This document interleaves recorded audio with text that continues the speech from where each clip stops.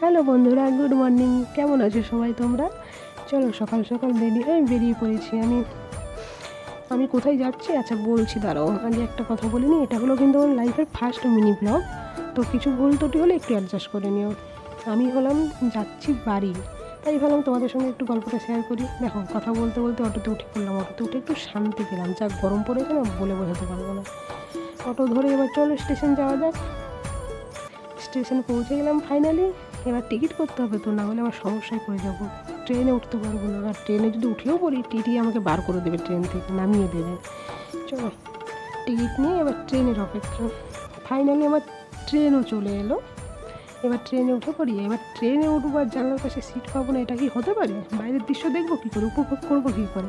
Finally বাইরের দৃশ্য দেখতে দেখতে পৌঁছে গেলাম গড়বেতা, আমার গন্তব্যস্থল। আমি এবার নামবো, নেমে আমার বাড়ির উদ্দেশ্যে রওনা হবো। ফাইনালি আমি বাড়ি ঢুকে গেলাম। চলো বন্ধুরা, টাটা। আজকে অবধি, পরের মিনি ব্লগের জন্য ওয়েট করো।